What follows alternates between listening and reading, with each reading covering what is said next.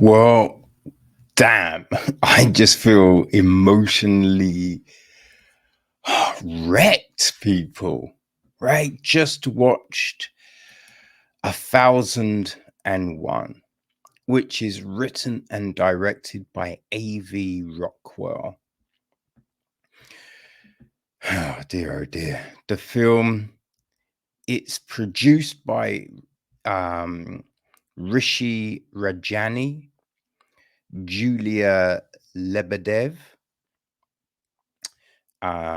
We've got Eddie Vassman, Leanna Waif, and Brad Weston.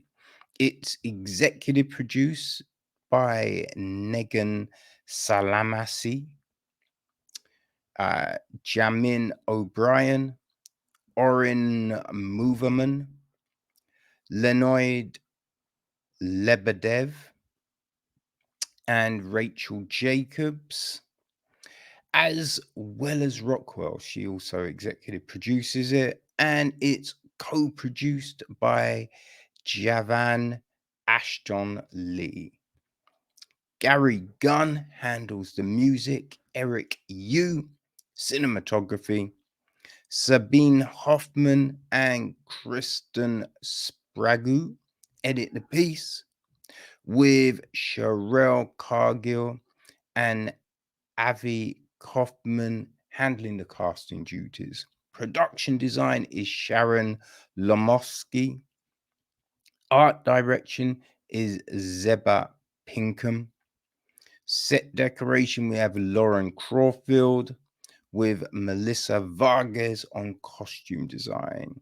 Hair and makeup, we've got Kim Shiver, Naisha Petty, Marsha Page, Jill McKay, Matthew Green, Kimmy Duncan, Ellen Budkins Class, Alina Barreto, and Roberto Alvada Jr. Our cast. Well, Teyana Taylor is Inez de la Paz. Her son Terry is played by Aaron Kingsley Adetola at 6, Aven Courtney at 13, and Joshua Cross at 17. Lucky is played by Will Catalet. That's her dude. Her best friend Kim Jones is played by Terry Abney. Kim's mum, Mrs. Jones, is played by Delisa Reynolds. We have Anita Tucker, played by Amelia Workman. Miss Annie, played by Adrian Lennox. There's P at 6, played by Gavin Scholzer. And at 13, played by Jolly Swag. That's one of Terry's friends. There's Simone at 14, played by Azael. And at 17, played by Alicia Pilgrim. Miss Janie, Terry's foster mother, played by Jenen Farmer. His foster brother, Sean, played by Kal-El White. His other brother, Michael, played by Jamia Williams. His foster sister, played by Naya Desir Johnson. Rudy, played by John Maria Gutierrez. Patrice, played by Artiste Johnson. Yeah, that's probably our main group of people. So the gist is unapologetic and free-spirited Inez kidnaps her 6-year-old son Terry from the foster care system. Holding on to their secret and each other, mother and son set out to reclaim their sense of home, identity, and stability in a rapidly changing New York City. So the film is set between 1994 and 2005, right? And we start off in jail. Rikers Island, and we see Inez doing the hair of her cellmate or just another woman. Cellmate who not really sure, but they're in the cell, right? She's now out, and we see her like keeping an eye on the kid. So you realize, oh, that's her son, right? That's her son, right? So yeah, she's been in jail. The son's been in foster, and she's trying to reconnect, right? So we see all of this, and then the kid's in hospital, which is just like, did he have an accident or is that the foster mom? You're not really sure, right? But so when she's like, hey, do you want to come with me? You kind of get it. You kind of get it. You know what I mean? And we see her, take the kid, right? So she's now, looking after him and trying to support them and work it all out. And we're watching all of this, right? And there's just so much happening, because it's over the course of years, right? It's 94 to 2005. So that's 11 years that we're watching, them traverse. Just everything life throws at you. Lucky gets out of jail, so he's there, but he's not Terry's dad. So we see this stuff happening, and it's crazy. It is an emotional roller coaster, right? This is Rockwell. It's her directorial debut.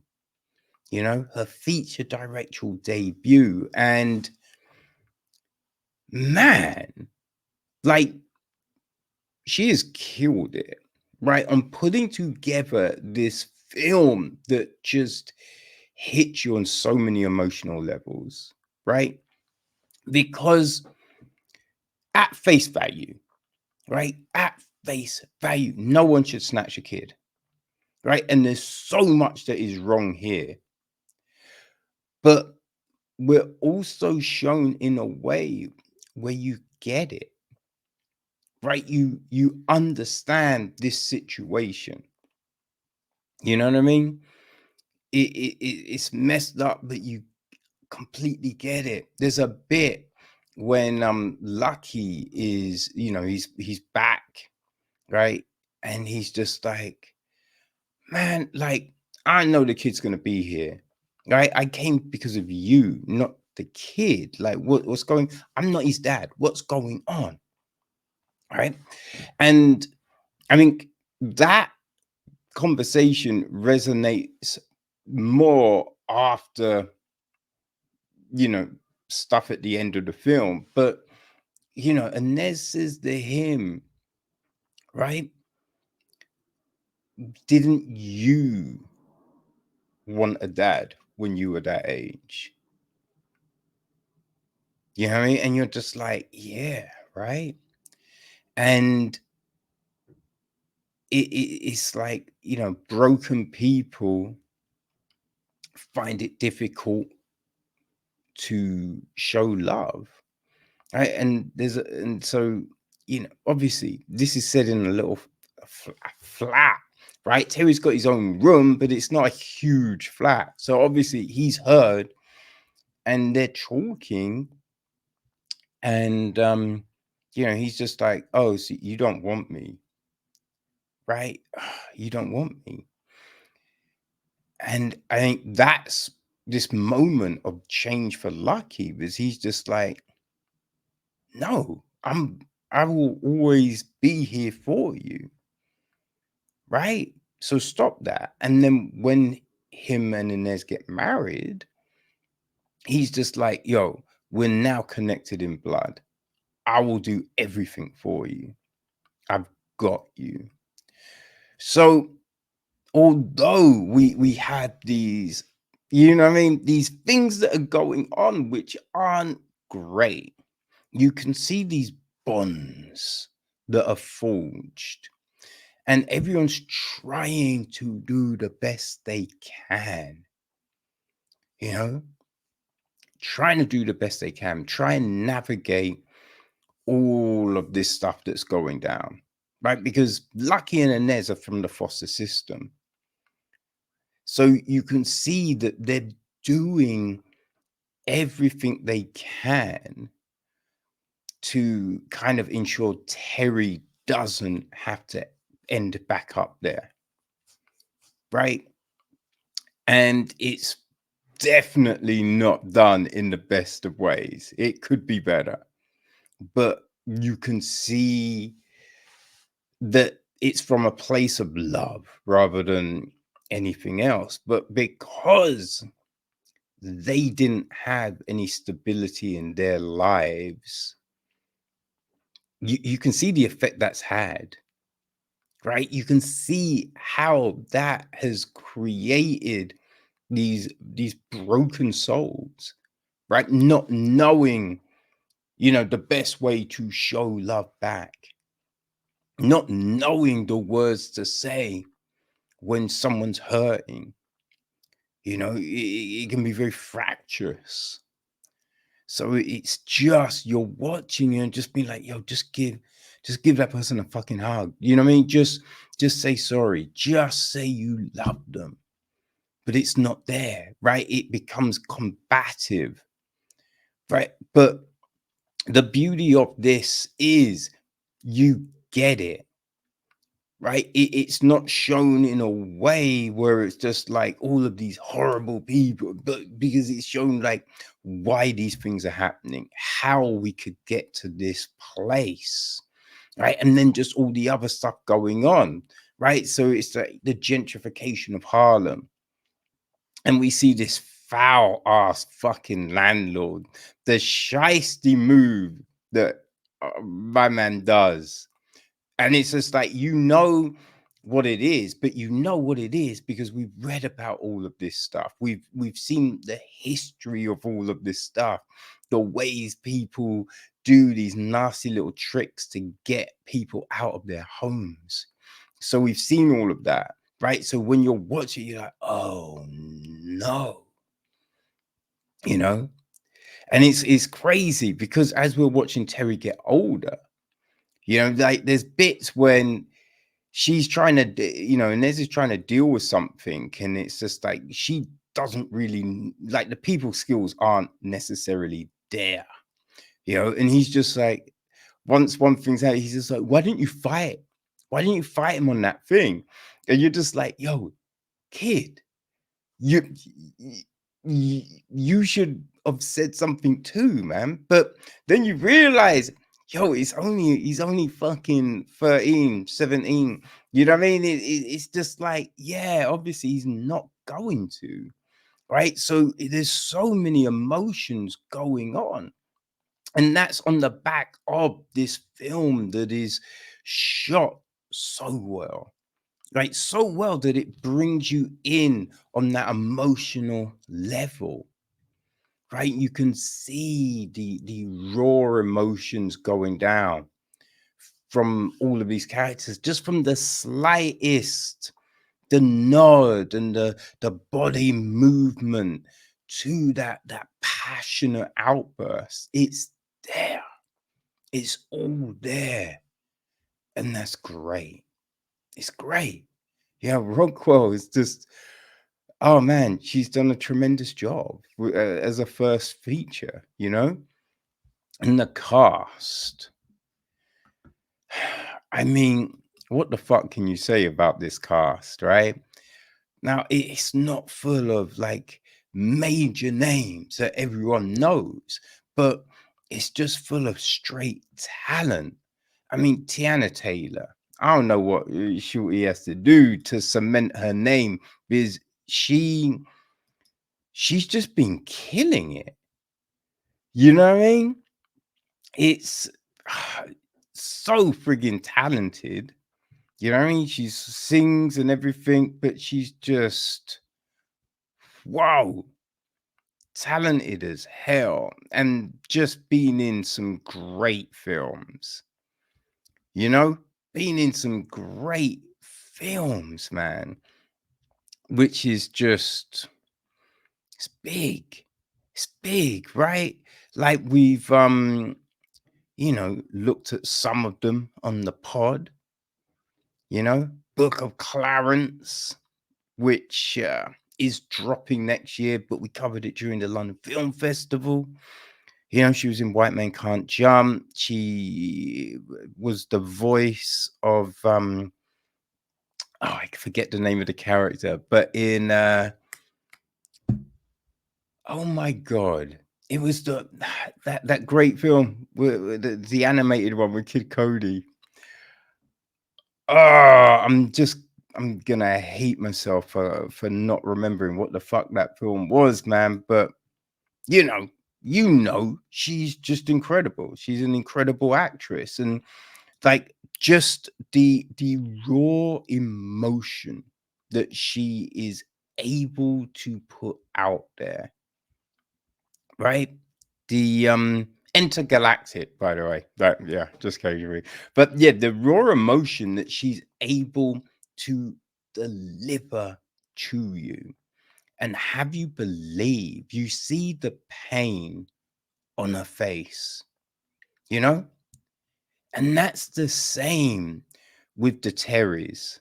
I say the Terrys because at 6, 13, and 17, right, Aaron Kingsley Adetola, Adetola, Aven Courtney, and Josiah Cross really, oh my days, these young men just kill it, right? At 6, Terry doesn't talk a lot. So there's a lot of just like it's the body movement, right? And so when he does say something, it impacts, you know?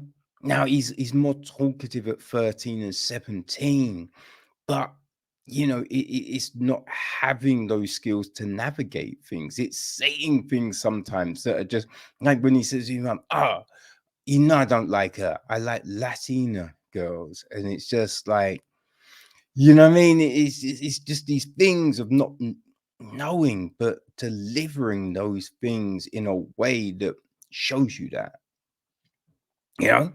Like you might think Lucky is a layered character, but he is. And you know, Will Collette really gives us that. Terry Abney, not a huge part as Kim, but we see a lot there, like the cast is tremendous. It really is. People, if you have not seen this film, I definitely recommend it. But you're not gonna feel great at the end of it. You know what I mean?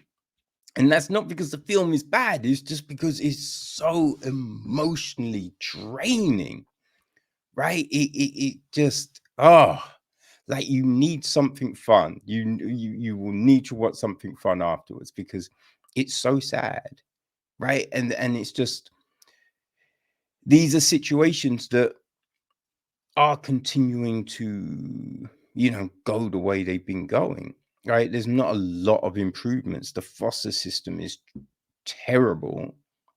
Right? Gentrification ruins neighborhoods, right? It's just the support for single parent family. There's so much happening, like kids getting snatched, right? There's just so much there, so much there. So yeah, be warned, right? But it is definitely worth seeing, people. It is definitely worth seeing because I tell you now, all of these cats, right? And Rockwell, they're just gonna be moving on to bigger and bigger things. You know what I mean? This will be the launch pad for some. Like, Taylor's already, she's been killing it. But we will see a lot of these names like in the future all over the spot. So yeah, get on the ground floor, baby. You know what I mean? So yes, definitely go check it out. 1001.